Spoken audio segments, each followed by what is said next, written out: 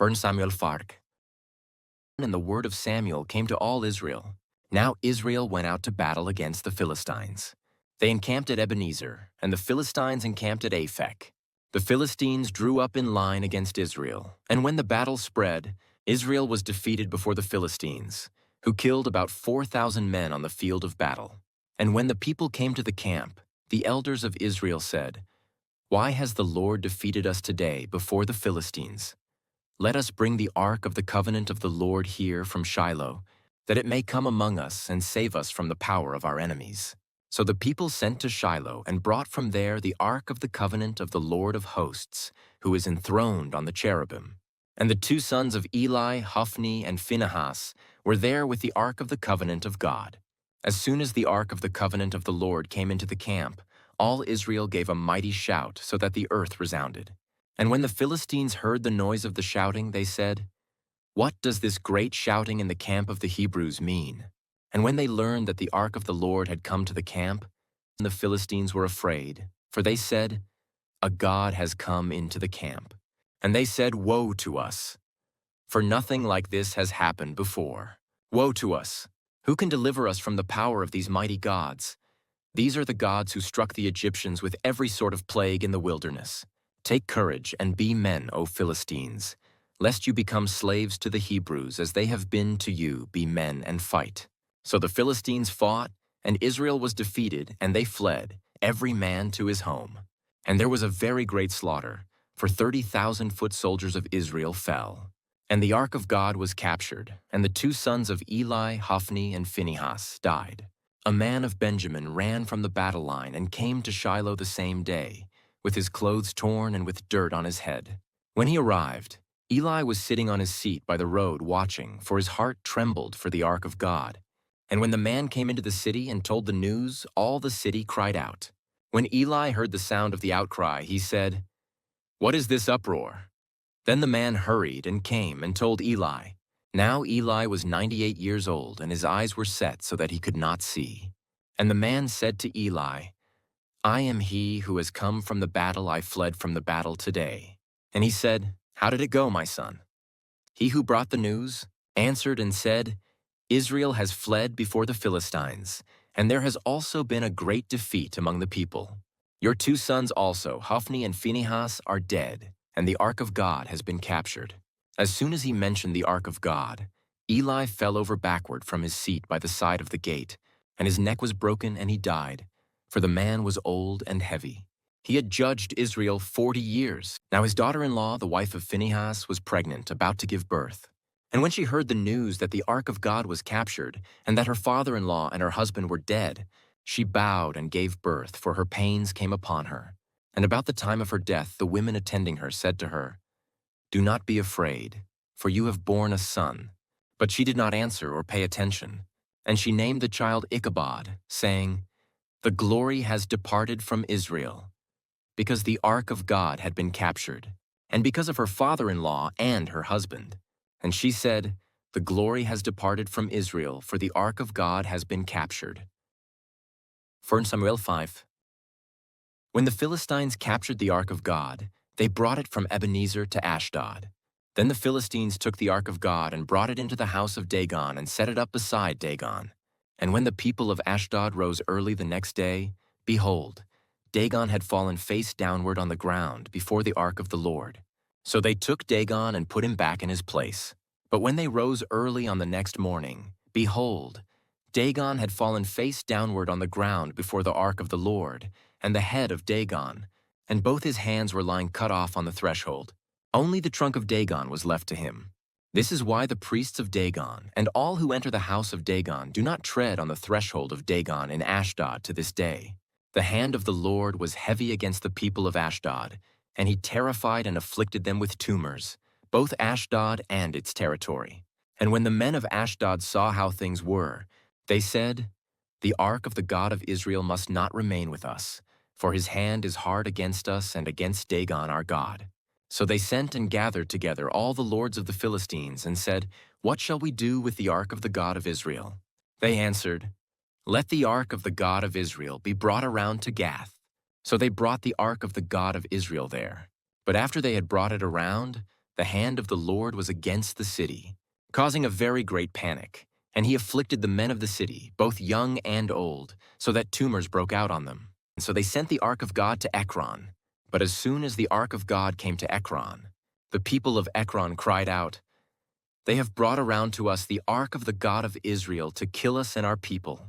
They sent therefore and gathered together all the lords of the Philistines and said, "Send away the ark of the God of Israel and let it return to its own place, that it may not kill us and our people." For there was a deathly panic throughout the whole city. The hand of God was very heavy there. The men who did not die were struck with tumors, and the cry of the city went up to heaven. 1 Samuel 6. The ark of the Lord was in the country of the Philistines 7 months. And the Philistines called for the priests and the diviners, and said, "What shall we do with the ark of the Lord? Tell us with what we shall send it to its place." They said, "If you send away the ark of the God of Israel, do not send it empty, but by all means return him a guilt offering. Then you will be healed, and it will be known to you why his hand does not turn away from you." And they said, "What is the guilt offering that we shall return to him?"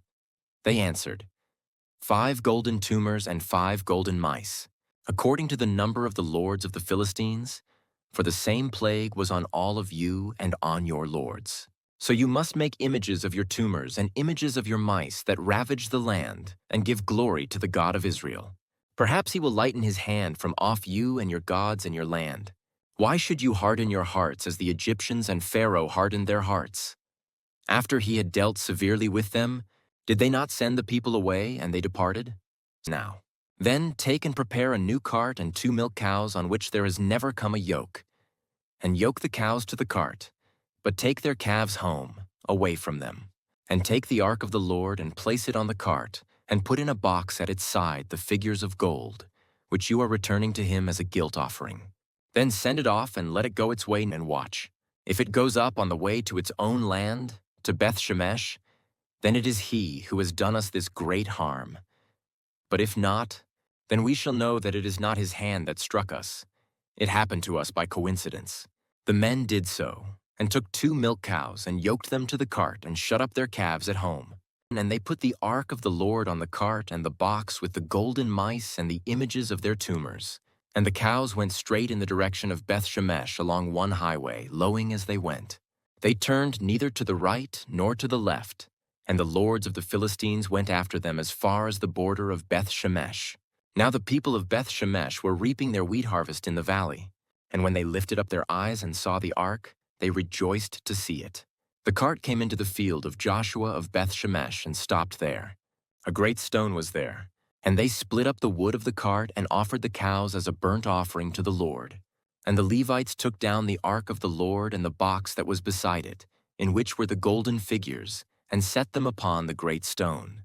And the men of Beth Shemesh offered burnt offerings and sacrificed sacrifices on that day to the Lord. And when the 5 lords of the Philistines saw it, they returned that day to Ekron. These are the golden tumors that the Philistines returned as a guilt offering to the Lord, 1 for Ashdod, 1 for Gaza, 1 for Ashkelon, 1 for Gath, 1 for Ekron, and the golden mice, according to the number of all the cities of the Philistines belonging to the 5 lords, both fortified cities and unwalled villages. The great stone beside which they set down the ark of the Lord is a witness to this day in the field of Joshua of Beth Shemesh. And he struck some of the men of Beth Shemesh, because they looked upon the ark of the Lord. He struck 70 men of them, and the people mourned because the Lord had struck the people with a great blow. Then the men of Beth Shemesh said, "Who is able to stand before the Lord, this holy God? And to whom shall he go up away from us?" So they sent messengers to the inhabitants of Kiriath Jearim, saying, "The Philistines have returned the ark of the Lord. Come down and take it up to you." 1 Samuel 7. And the men of Kiriath Jearim came and took up the ark of the Lord and brought it to the house of Abinadab on the hill. And they consecrated his son Eleazar to have charge of the ark of the Lord. From the day that the ark was lodged at Kiriath Jearim, a long time passed, some 20 years, and all the house of Israel lamented after the Lord.